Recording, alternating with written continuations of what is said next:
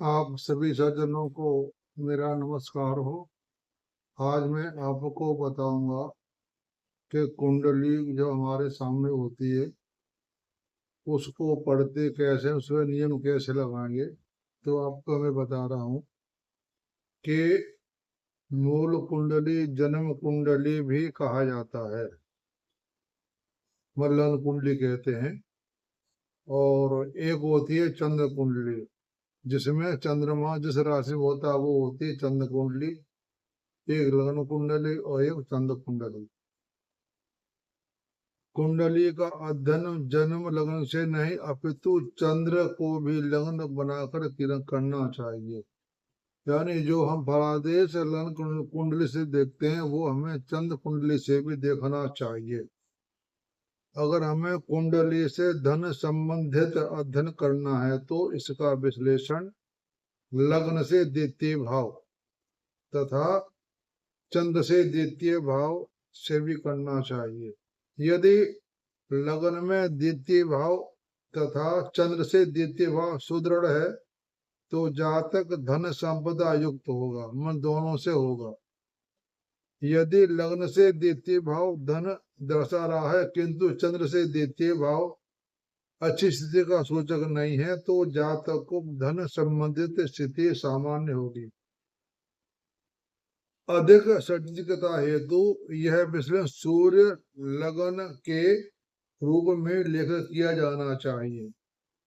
यानी जैसे हम जन्म लग्न से करते हैं, फिर चंद्र लग्न से करो, फिर करो सूर्य लग्न से।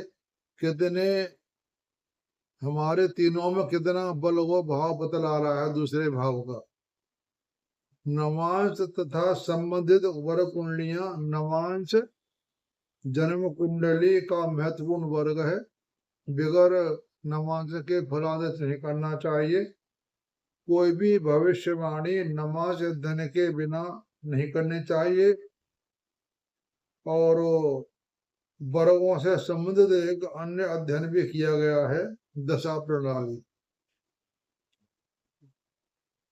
हम कुंडली को देख रहे हैं लेकिन जब हम उसमें दशा लगाएंगे, जब दशा प्रणाली के अभाव में फल का कोई महत्व नहीं है। हमने फलादेश तो निकाल लिया लेकिन हमने ये देखा ना उस भाव की दशा कब आ रही, और उस भाव की दशा नहीं आ रही तो वो फलित नहीं होगा। इस सभी प्रकार की राजयोग से युक्त हो सकते हैं किंतु यदि उचित दशा न हो तो वह योग कभी फल नहीं दे सकता। इस संदर्भ में दशानाथ को लगन के रूप में लेकर अध्ययन करना भी महत्वपूर्ण पर्याप्त सिद्ध होता है। यानी जैसे लगन की दशा चल रही है उसको लगन बनाकर फलादेश करना चाहिए। जैसे लगन से, चंद्र लगन से, सूर्य लगन से और दशानाथ लगन से। इन चार कुंडलियों में हमारा कौन सा ज्यादा प्रभाव आ रहा है।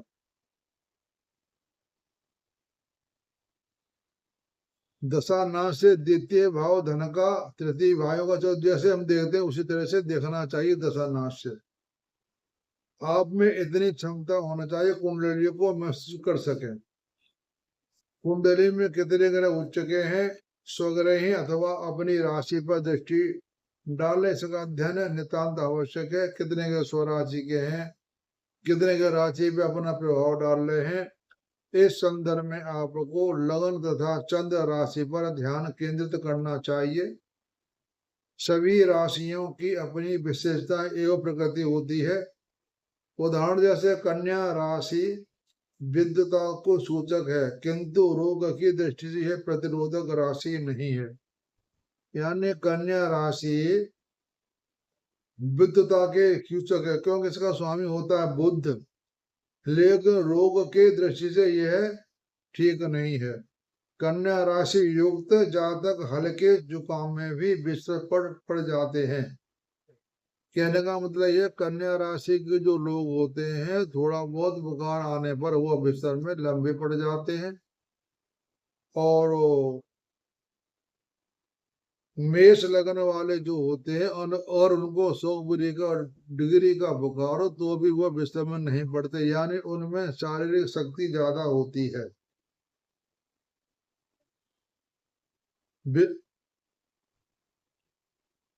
विभिन्न राशियों में ग्रह की स्थिति का वर्णन बता रहे हैं। अत्यधिक ग्रह चर राशि युक्त है तो जहां तक यात्रा का शौकीन होगा। अब अगर हमारी कुंडली में ज्यादातर ग्रह चर राशि में है तो वह व्यक्ति यात्रा का शौकीन होगा। और अत्यधिक स्थिर राशि युक्त है तो जातक के विचार रूढ़ी तक स्थिर होंगे, यानी स्थिर राशि में ज्यादातर ग्रह हैं तो वह जातक के विचार रूढ़ी तथा स्थिर होंगे, मन वो स्थिरवान होगा, जो कहेगा सो करेगा। यह जातक मुख्यतः कारखानों के मालिक के रूप में अथवा समयबद्ध होकर कार्य करने के लिए जाने जाते हैं। अगर अधिक ग्रह दिशा राशि युक्त हैं तो इन जातकों के लिए परिणाम भी मिश्रित होंगे, क्योंकि दिशा राशि में उसमें चर राशि का भी असर होता है और स्थिर राशि का स्वभाव होता है, तो कभी इधर कभी उधर उनका मन डोलता रहेगा। अब बताते हैं आपको मैं तत्व के आधार पर। तत्व के आधार पर ग्रहों की स्थिति का विवेचन करिए। यदि अग्नि तत्व राशि युक्त है तो जातक में अत्यधिक उत्साह, उच्च विचार तथा जीवन में उपलब्धियों की चाहत होगी। और पृथ्वी तत्व की राशि है तो जातक के नीतिवान तथा उद्योग भवनों में सहाय सिद्ध होते हैं। ये तो आपको पता ही होगा कि 1, 5, 9 होती हैं अग्नि राशि, और 2, 6, 10 पृथ्वी, 3, 7, 10 वायु तत्व, 4, 8, 12 जल तत्व। पृथ्वी राशि वाले होंगे वो नीतिवान तथा उद्योग बनने में सहायक सिद्ध होते हैं। अग्नि तत्व वाले जो जातक होते हैं वो उत्साही उच्च विचार वाले होते हैं, और पृथ्वी तत्व वाले जो जातक होते हैं नीतिवान तथा उद्योगी बनने में सहायक सिद्ध होते हैं। और वायु तत्व राशियों वाले जातक को विद्वान, पठन एवं अध्ययन की ओर अग्रसर करते हैं। और जलीय तत्व राशि वाले युक्त ग्रह जातक के भावुक, सम्मानित, कुशाग्र बुद्धि किंतु मानसिक अशांति के सूचक हैं। जलीय राशि वाले जो होते हैं उनका मन अशांत रहता है। अब केंद्र अथवा त्रिकोण युक्त ग्रह के बारे में बता रहे हैं। यदि शुभ ग्रह केंद्र अथवा त्रिकोण में स्थित हो तो अत्यंत बलशाली होते हैं तथा शक्तिशाली शुभ ग्रह जातक को समृद्धि प्रदान करते हैं।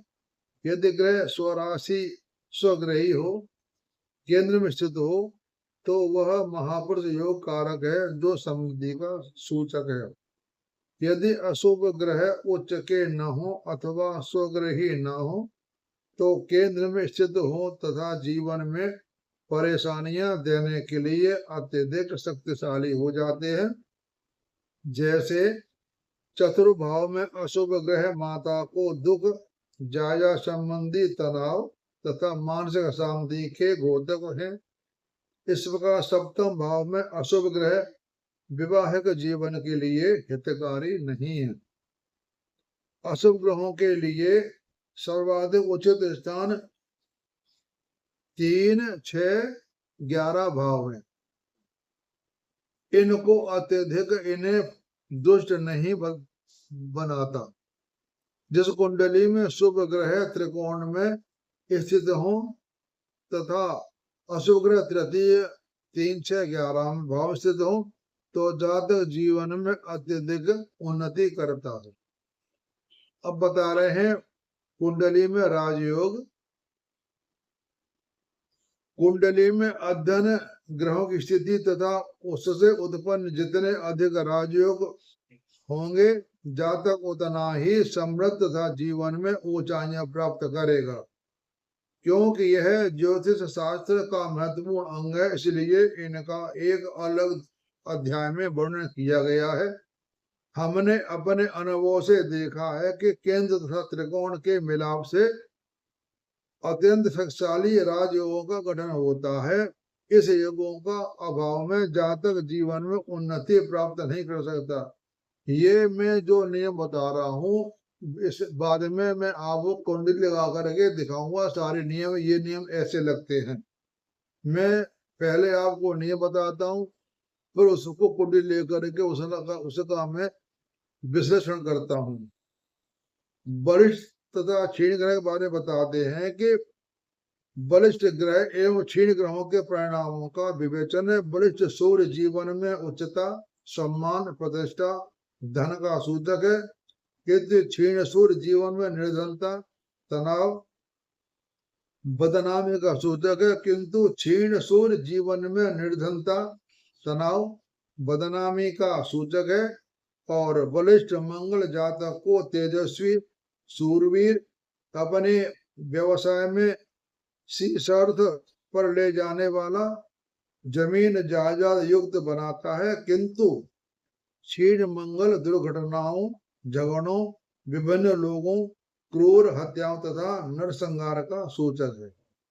हर ग्रह की विशेषता एवं कारक तत्व को भली प्रकार समझना अत्यंत आवश्यक है। व्यापक संदर्भ में प्रत्येक ग्रह की विशेषताएं निम्नलिखित हैं, किंतु इससे पहले यह जानना नितांत आवश्यक है कि ग्रह बलिष्ठ अथवा क्षीण कब होते हैं। तो ये मैं क्षीण कब होते हैं ये बता रहा हूँ। ग्रहों के सटीक वर्ग का आकलन होता है षड्वर्ग तथा अष्टवर्ग द्वारा किया जा सकता है, किंतु यदि उपलब्ध नहीं है तो इस समय भी कम है तो सिद्धांत का प्रयोग किया जा सकता है। यार ये अपाद मौजूद नहीं है। यदि ग्रह उच्च का हो, मूल त्रिकोण स्वगेरही अथवा मित्र राशि में स्थित हो, शुभ ग्रहों से युक्त अथवा दृष्टिगत हो, केंद्र अथवा त्रिकोण में स्थित हो, शुभ वर्गों में स्थित हो। इसका वर्णन वर्गों पर आधारित अलग अध्याय में किया गया है।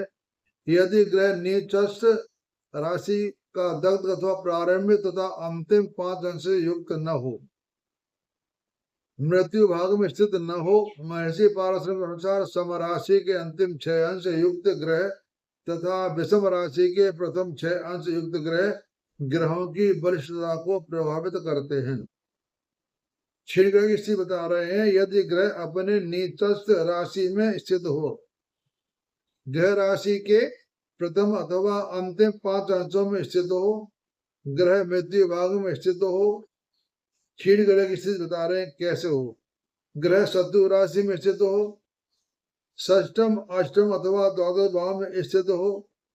वर्गों में क्षीण उदाहरण शत्रु राशि में नीचस्थ आदि अशुभ ग्रहों से संयुक्त हो अथवा उनकी दृष्टिगत हो। यानी कुंडली में ग्रहों के बारे में जो मैंने ये बातें बता दी, सारी बातें नोट कर लें। ज्योतिष कुंडली में फल निकालना बहुत टेढ़ी कीड़े हैं। हमें कई बातों पर ध्यान देना पड़ता है, तभी हम उसका फलादेश निकालेंगे जो जो मैंने बातें बताई हैं। तो आपका सब सुनने का धन्यवाद और आपको नमस्कार। आगे मैं ग्रहों की विशेषताओं के बारे में वीडियो बना रहा हूँ। आगे ये वीडियो से बनाऊंगा बहुत लंबी हो जाएगी, तो अगली वीडियो में बना रहा हूँ ग्रह की विशेषता क्या होती है। तो आप सबका सुनने का धन्यवाद, आप सबको नमस्कार। मेरी वीडियो अच्छी लगे तो लाइक करें और सब्सक्राइब करें, तो मेरी वीडियो आपके व्हाट्सएप पर फोन पर पहुंच जाएंगी। आप सबका धन्यवाद, आप सबको नमस्कार।